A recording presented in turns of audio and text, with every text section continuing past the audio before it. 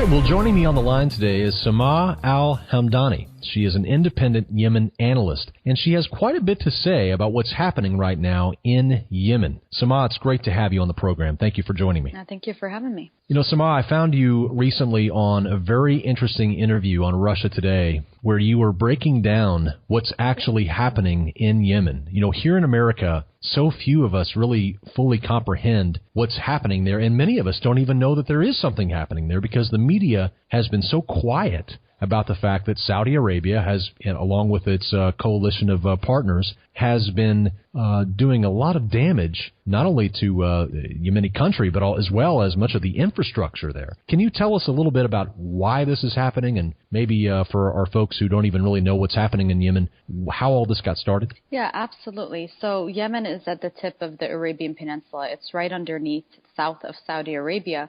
So it is the bordering country to Saudi Arabia and Oman. And it is the neighbor of Saudi Arabia, and Saudi Arabia has a lot of interest in Yemen for many, many years. The war that we're looking at now is a kind of a structured war that has two wars to it. The first is regional, and the second one is a Yemeni war within. So prior to all of this, we had a Houthi rebel group that now we call militia. It is a militia, in fact. However, there are many, many militias in Yemen. They're not the only militia that has taken over the government and expanded all over the northern part of the country. What happened is that this group kept on expanding and moving forward, and it seems to have angered Saudi Arabia. So right now, we have two wars. The first war is of the Saudi-led coalition, which is composed of 10 countries, sending airstrikes all over the military bases of Yemen and targeting certain Houthi locations. But then within Yemen, there's a Yemeni war that's taken place in the south of Yemen, mainly in the Aden governorate of Yemen. And there you have the Houthi militia lashing out and shooting in all directions against the southern Adani people of Yemen. So the reason I need to clarify here quickly that prior to 1990, Yemen used to be two countries. One is the north of Yemen, the other one is the south of Yemen, and they've merged since. In 1994, we had a civil war there where the north managed to keep hold of the southern portion, and Yemen continued to be one country. Right now, you have the Houthis lashing out and reacting against the south out of vengeance of what's happening in the north of Yemen. So the more Saudis launch airstrikes in the north, the more these Houthi militia groups are killing and destroying people in the south. And so it's a very odd situation because these airstrikes were supposed to curb the influence of this militia. However, it's clear that they haven't managed to do so. And it's obvious because these airstrikes have lasted for more than 2 weeks now. They've completely demolished military bases. They've targeted a lot of airports.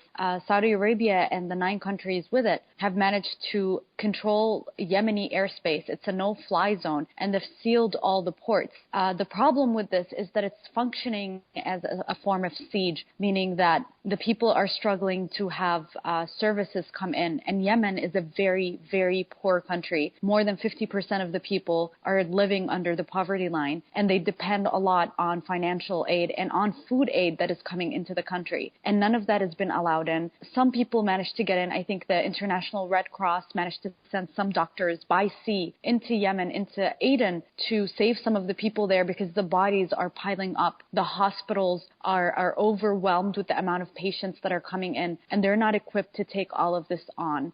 The problem with this attack is that it hasn't stopped.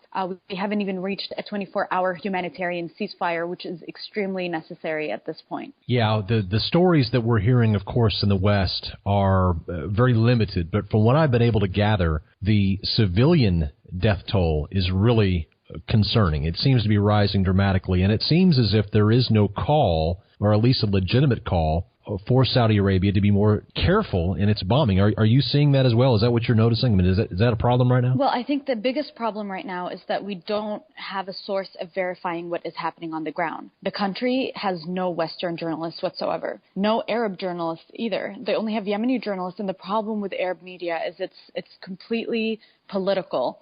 So, for example, Arab media would broadcast news that would benefit a faction of this conflict. So the news would either be 100% pro-Saudi Arabia, pro-airstrikes, saying that there are no casualties, that these targets are only targeting military sites, and that nobody's dying. And then on the other side, you have news that is saying that everybody's dying, it's complete chaos, and so you lack a source that's telling you the truth. And so for someone like me who's from Yemen, I have to go and call people that I know on the ground from every place just to get the facts. And so it's very bad because we know that people are dying. These airstrikes are, in fact, targeting some locations that are not related to the military. It has been confirmed that they've targeted some factories, dairy factories, cement factories, and we don't understand why they're targeting these places and why they can't even admit that they're targeting them. On the other side of that, we can't ignore the Yemeni fighting that's happening on the ground. And it's very clear that airstrikes are not going to curb that. And the biggest reason for that is that the Houthi group is a militia first and foremost. The first day that these airstrikes began, they targeted all the air bases. But the funny thing is that the Houthis never used these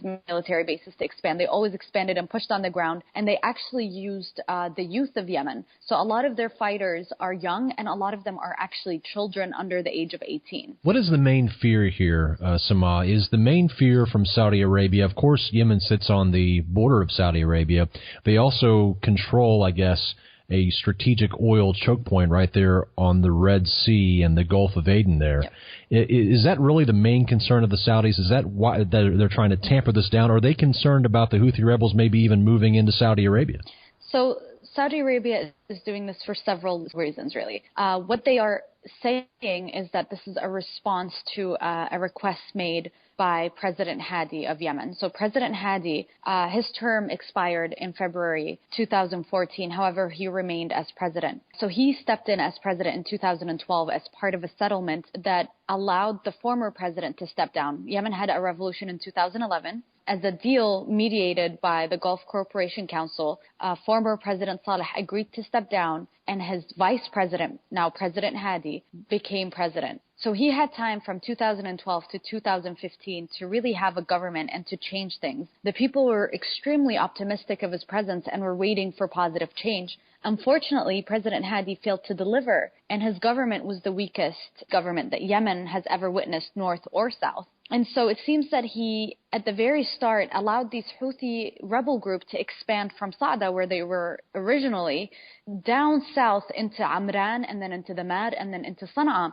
So the president kind of stood back and allowed them expand. And in January, he was put under house arrest, and then he fled to Aden in February. That's the southern city of Aden. So he fled further south. And when the Houthi group was expanding to the south of Yemen, that's when Saudi Arabia was fed up with them. So officially, they are responding to a request by President Hadi, but at the same time, they have a concern of Iranian support going to the Houthis. Of course, this amount of support is still debatable. Nobody can actually tell you to what extent has Iran supported these groups.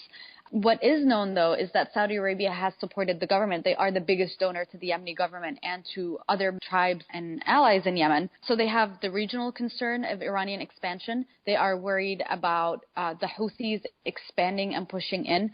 They have called them Shia. And of course, Saudi Arabia is the biggest Sunni country in the Arabian Peninsula. And I have to clarify here that the Houthi group, although the media calls them Shia, they're not actually Shia in the sense that Iran is Shia.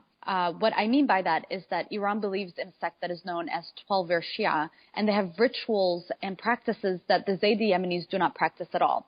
The reason Iranians are called 12-er Shia is because they believe in 12 imams. Yemenis are called 5-er Shia. They believe only in the first 5 imams, and they're considered a group that deflected away from that. A few years ago, prior to the Saudi-Iranian proxy war, if you ask any 12-er Shia if Zaydi Yemenis are Shia, they would say no. Because in practice, they are actually very similar to Shafi'i Sunni sect. And that's the reason that the Zaydis and the Sunnis in Yemen managed to coexist for many years. And so the sectarian angle is overplayed and is almost constructed for political motives to increase the turmoil within. Yeah, it seems like that's what the media has been doing. They've been boiling this down to a proxy war between Saudi Arabia and Iran. Now, no doubt Iran does have interest in Yemen, no? Yes, absolutely. Iran would have interest in Yemen. And I think the problem here, though, is the matter of proportionality. What I mean by that is, if you look at the Iranian interference in Yemen, does it require this much of a strong response from Saudi Arabia and its coalition? And the reasonable answer is no. Of course, there's Iranian influence there, and of course the Saudis should worry about it because Yemen is their neighbor. But it did not require this massive airstrike. It seems to be that there is a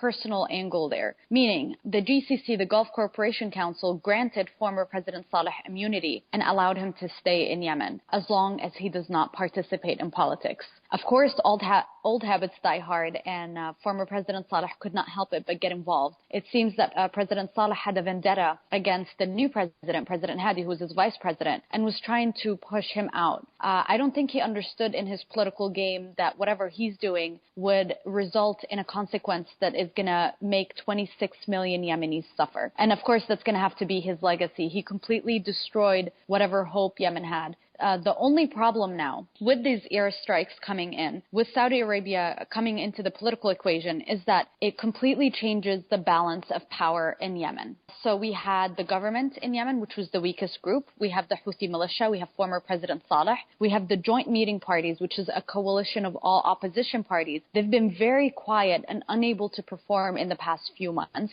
And one of the parties in this joint meeting party is Islah, which was strong at first, but got significantly weaker as Saudi Arabia decided that they will not support the Muslim Brotherhood in the Middle East after the war in Syria. So Islah party in Yemen suffered as a consequence of that. And then we have in the south a southern separatist movement. And in the south also we have Al-Qaeda in the Arabian Peninsula, and they have expanded to some northern territories in Marib and Al-Jawf. So we have all these players there operating on the ground, and the only legitimate force was the government. But the government resigned and was unable to perform. So they resigned in January, but even before that they were unable to do anything, which meant that the Yemeni people on the ground had to seek other powers outside of the government for protection and to get services as well. So if we look at the sectarian conflict on the ground that's being constructed here, the Houthi is a political movement with ideological enemies. And the ideological enemies of the Houthi movement is Al-Qaeda in the Arabian Peninsula. And so with the Houthis weak and being targeted, the only group that is actually benefiting from all of this is Al-Qaeda in the Arabian Peninsula. They have took over the presidential palace in the governorate of Hadramaut in Al-Mukalla city. They have also freed 300 prisoners there, and they have looted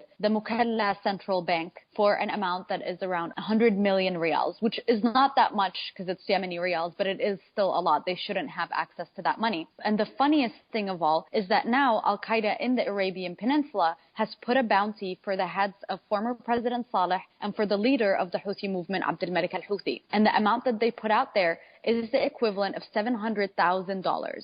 Wow. This is all heartbreaking, Sama'a, and I know if it's heartbreaking for me and of course for those who are watching this unfold here in America when we have no connection to, it must be very heartbreaking for you to see your country, facing this here. So in conclusion, tell us a little bit about your own personal feelings about this conflict and maybe what you would like for Westerners to know. I think that my personal feelings always should stay outside of my actual analysis and opinion, and that's what I constantly try to do here. I look at all sides and I try to be objective and with reason. And so what I would ask the audience to do is to read all sides, to be very well informed. Yemen is a place that a lot of the experts talking about Yemen don't actually know much about. It's important to put some personal research or effort into this, but what's most important is to pay attention to the really deteriorating humanitarian crisis there. Outside of the politics, outside of the proxy war, there are thousands and thousands and thousands of people who are starving, of people who don't have access to water. The next war is not going to be over politics. It's over who has water in Yemen. Sana'a, the capital of Yemen, is supposed to be the first capital in the world to run out of water. The people don't have electricity. They don't have freedom of movement. There's great inflation in the city right now. Nobody has access to gas. There are lines for people who are trying to get gas for their cars. And so 20 liters of gas